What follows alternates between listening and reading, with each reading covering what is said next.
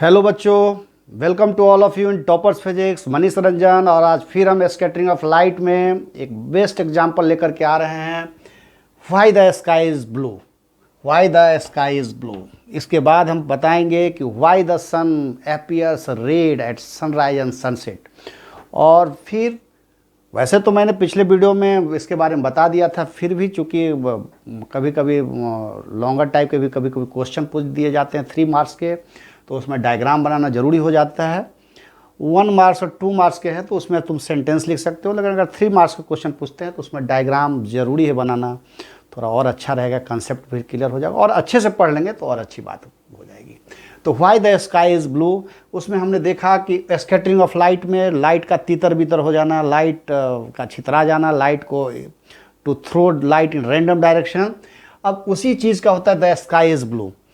क्या होते हैं कि उसमें हमने टिंडल इफेक्ट में, टिंडल साइंटिस्ट टिंडल इफेक्ट उन्होंने जो डिस्कवर्ड किया, उसमें क्या देखा गया कि जो थोड़ा लॉन्गर वेवलेंथ वाले पार्टिकल्स थे वहाँ पर जो स्कैटरिंग होता है ब्लू पार्ट का बहुत कम होता है और लाइट वाइट लाइट ही दिखती है, जैसे सनरेज है वैसा दिखता है। लेकिन जो थोड़ा एक्सट्रीमली माइन्यूट पार्टिकल्स हैं, करेक्ट, जो एक्सट्रीमली माइन्यूट पार्टिकल्स लिखना जरूरी है, एकदम एक्सट्रीमली नहीं, माइन्यूट पार्टिकल्स, चाहे वो एयर के पार्टिकल्स हो सकते हैं, ऑक्सीजन हो सकता है, N2 हो सकता है, एटसेट्रा। वहाँ पर क्या होता है कि जो सनलाइट से, चूंकि लाइट क्या है, ये मिक्सचर ऑफ 7 कलर्स है, लाइट जो है ना मिक्सचर्स ऑफ 7 कलर्स है। तो यहाँ पर 7 कलर्स में जो ब्लू पार्ट का हिस्सा है, मतलब लाइट रेज का जो ब्लू पार्ट ऑफ सनलाइट का स्कैटरिंग ज़्यादा हो जाता है, स्कैटरिंग मोड हो जाता है, ज़्यादा हो जाता है। सो द स्काई अपीयर्स ब्लू। अब हमारे आंखों को जो कलर ज़्यादा दिखेगा हम कहेंगे वैसा ही है। देखो जैसे सपोज दैट यहाँ से ऐसे समझो डायग्राम को, जैसे सन रेज यहाँ से, चलिए थोड़ा सन है तो इसको ऐसे कर देते हैं अपन, ठीक है, ऐसे सन रेज चली, जैसे रेज चलती है तो ये हर पॉइंट, मैंने तो एक डायग्राम बुक में ऐसे ही बताया गया है, तो हमने एक पॉइंट दिखा दिया है कि, लेकिन ऐसे पॉइंट हर जगह है, हर रेज में। तो क्या होता है, हमारे जो अर्थ है उसमें बहुत सारे एक स्फीयर भी है ना, ट्रोपोस्फीयर, उससे ऊपर ऊपर लेयर वाइज है, ज्योग्राफी वगैरह में पढ़ना है।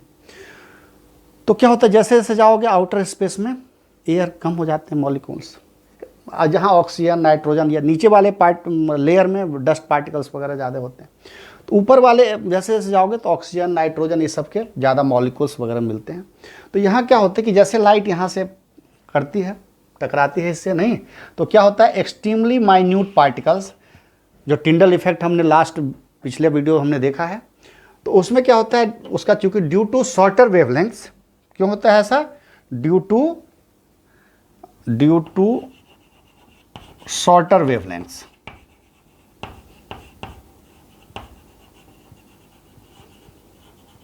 Due to shorter wavelengths blue part of sunlight scattered. अब देखो ब्लू पार्ट इसका स्कैटर्ड कर गया यहाँ पर, जैसे मान लो सपोज दैट हमारा आई यहाँ पर जो भी है, ये आई देख रहा है इसको, यहाँ पर भी कोई आदमी, जैसे भी जो भी है, लाइट ऐसे ऐसे आ रही है, ऐसे ऐसे ऐसे, तो हमारे आई को क्या होता है, ये आसमान में पूरे ब्लू लाइट, थोड़ा इमेजिन करो कि सन रेज से लाइट आ रही है, यहाँ पर जो मॉलिक्यूल्स है ऑक्सीजन के, नाइट्रोजन के, वो क्या करते हैं, ब्लू पार्ट को स्कैटर्ड कर देता है, क्योंकि उसके वेवलेंथ्स काफ़ी स्मॉल होते हैं। तो ड्यू टू शॉर्टर वेवलेंथ्स वो स्कैटर्ड हो गया। तो कितने सारे इनफाइनाइट मतलब सनलाइट के जो बीम होते हैं, तो उससे ये सब ऊपर ऊपर आसमान में, मतलब ब्लू स्कैटर्ड कर गया ऊपर। तो जब भी हमको दिखाई देता है तो पूरे आसमान में हमें ब्लू दिखाई देता है। तो और कुछ नहीं है, बस यही चीज़ है main, due to the extremely minute particles having oxygen, nitrogen, blue part of the sunlight scattered more due to the shorter wavelength and so the sky appears blue, so the sky appears blue.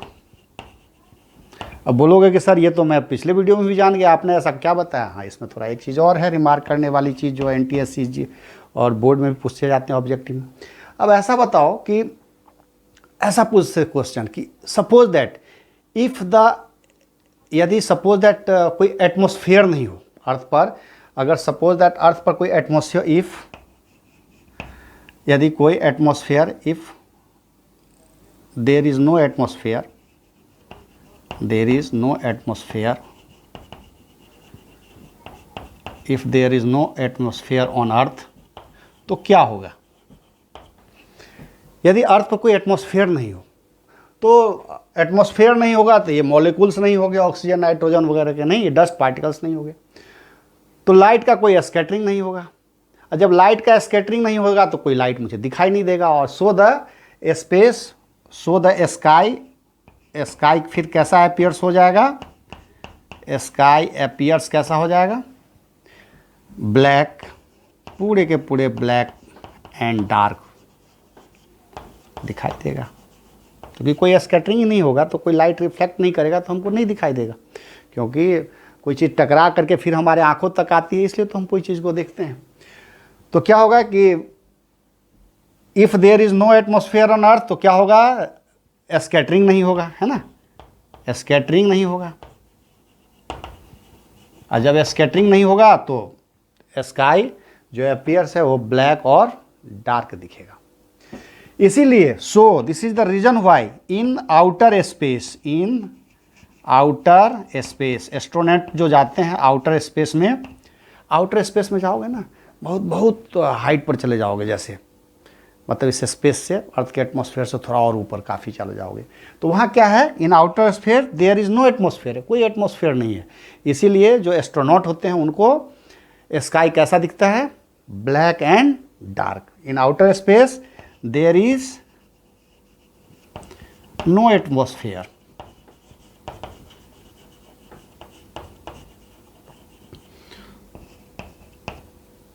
So sky appears black and dark, okay, black and dark, correct. चलो, तो यही diagram है। ऐसे ऐसे कैसे भी light आ जाए, ऐसे ऐसे ऐसे, यहाँ पर हर जगह ब्लू पार्ट का जो है, सनलाइट के ब्लू पार्ट का स्कैटरिंग होता है, और इसीलिए हमें जो स्काई है वो ब्लू दिखता है। और दूसरी चीज़ इसमें एक और क्वेश्चन होगी कि थोड़ा, अगर suppose that if there is no atmosphere on the earth, earth पर कोई एटमॉस्फेयर नहीं है तो क्या होगा, तब ये छोटे छोटे जो एयर पार्टिकल्स हैं, डस्ट पार्टिकल्स हैं, O2 हैं, N2 है, ऑक्सीजन नाइट्रोजन, इनके मॉलिक्यूल्स नहीं होंगे, जिनका कि शॉर्टर वेवलेंथ होता है, और फिर ब्लू लाइट का कोई स्कैटरिंग नहीं होगा। और फिर जब कोई स्कैटरिंग नहीं होगा, कोई रिफ्लेक्शन नहीं होगा, तो हमें लाइट दिखेगा नहीं, और आसमान जो है वो पूरे के पूरे ब्लैक और डार्क दिखेंगे। ठीक है, इसीलिए आउटर स्पेस में जो एस्ट्रोनॉट जाते हैं उनको जो आसमान कहो, स्काई कहो, अपीयर्स ब्लैक एंड डार्क। चलो, इसको नोट कर लो, और फिर हम इसको बताते हैं अब कि सनसेट और सनराइज में क्यों जो है सन रेड दिखता है। चलो नोट करो इसको, ओके।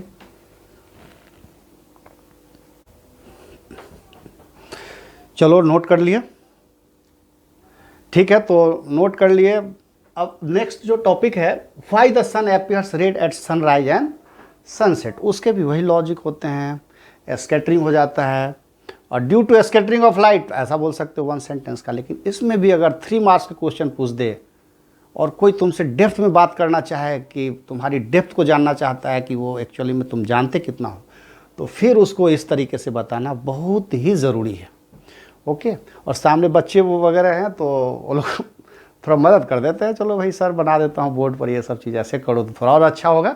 बच्चे लोग भी पढ़ रहे हैं सामने में, तो ठीक है। तो आप सोचता हूँ, वही लोग का कहना है चलो सर वीडियो भी बना दो और थोड़ा अच्छे से बना दो, तो मैं भी सोचता हूँ कि चलो भाई दूसरे की थोड़ी मदद भी हो जाए, अच्छे बच्चे को।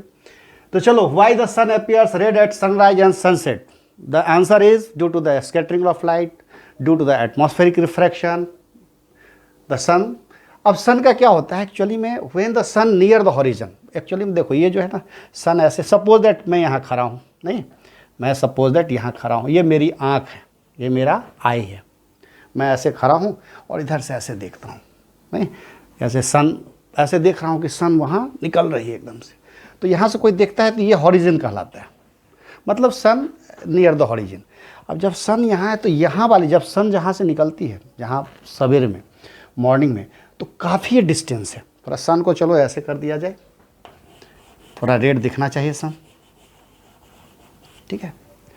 तो ये काफ़ी डिस्टेंस है, बहुत, मतलब लार्जर डिस्टेंस, लार्जर नहीं मच मच लार्जर, मतलब मोर लार्जर ऐसा लिख सकते हो। ये काफ़ी हाई, काफ़ी दूर डिस्टेंस पर है। तो यहाँ से जब लाइट रेज यहाँ से चलती है तो यहाँ तक हमारे आँखों तक आते आते जो ब्लू कलर है वो रास्ते में पता नहीं कितने पार्टिकल से टकराती है वो लाइट रेज। तो अभी हमने टिंडल इफेक्ट में पढ़ा क्या होगा कि अगर ऐसा ऑक्सीजन, नाइट्रोजन, जो छोटे छोटे डस्ट पार्टिकल जो मॉलिक्यूल्स हैं, ऑक्सीजन एयर मॉलिक्यूल्स, जिसके कि वेवलेंथ काफ़ी शॉर्टर है, उसे जब टकराती है तो क्या होता है, ब्लू लाइट स्कैटर्ड। मतलब जो ब्लू लाइट है, most of the blue light, ऐसा लिख सकते हो कि most of the blue light scattered. यहाँ तक चलते चलते हमारे आंखों तक बहुत सारे ब्लू लाइट, जो सनलाइट के हिस्सा हैं ब्लू लाइट, ब्लू कलर निकल जाता है। फिर हमारे आंखों को जब ब्लू कलर है ही नहीं, दिख नहीं रहा है, ब्लू कलर तो आसमान में छितरा गया, तितर बितर हो गया, तो फिर हमारे आंखों को क्या दिखता है, केवल रेड दिखता है ना। क्या दिखता है, only so the sun appears red. In the same case यहाँ पर भी होता है, सनसेट में भी होता है कि sunset at near the horizon, in the same case happens with the, and this is also a region at the sunset also। Sunset में भी ऐसा ही होता है, सन काफ़ी दूर है हमसे, जब दूर है हमसे तो यहाँ पर क्या होती है, ये जो यहाँ से जब रेज चलती है तो ये टोटल क्या है, blue part of sunlight is scattered,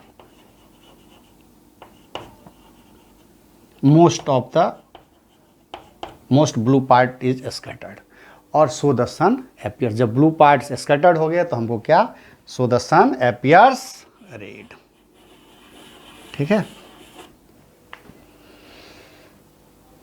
isn't it clear? तो ऐसा लिखोगे कि ड्यू टू द लार्जर, ऐसे लिख सकते हो, ऐसे लिखो, when the sun is near the horizon, ऐसा आंसर कैसे आना चाहिए ना, when the sun is near the horizon, जब सन होरिजन के है तो ड्यू टू लार्जेस्ट डिस्टेंस,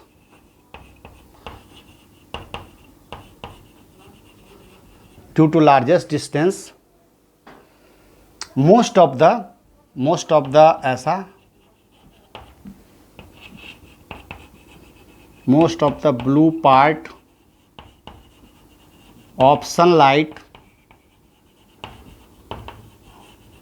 देखो इसी सेंटेंस को लिख दो, most of the blue part of sunlight scattered so the sun appears red.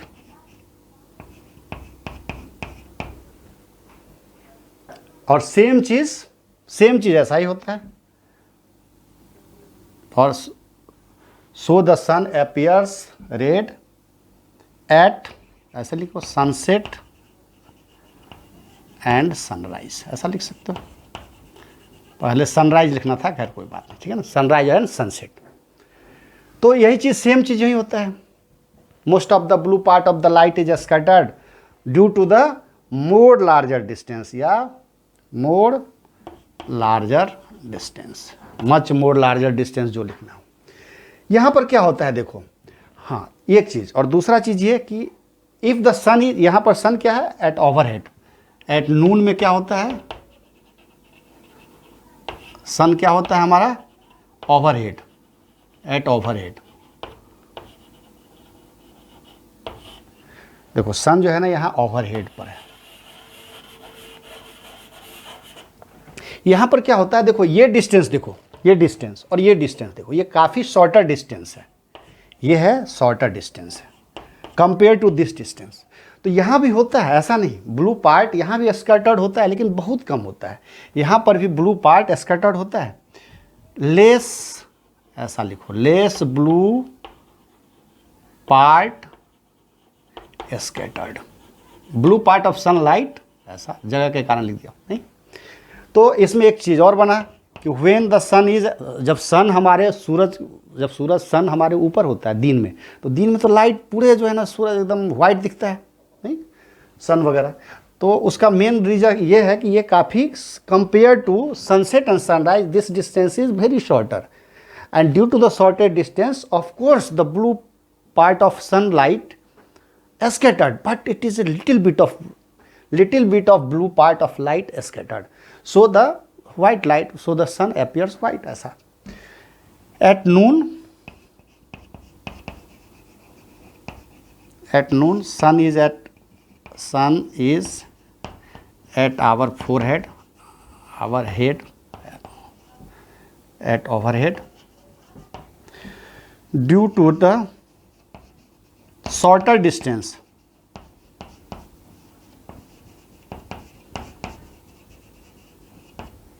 a little bit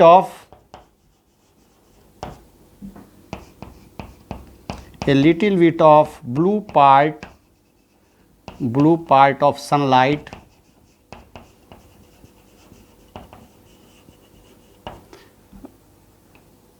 scattered,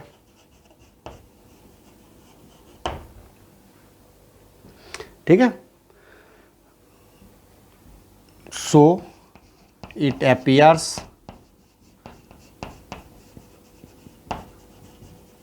white, ठीक है। तो इसीलिए दोपहर में जो है हमें वाइट दिखता है।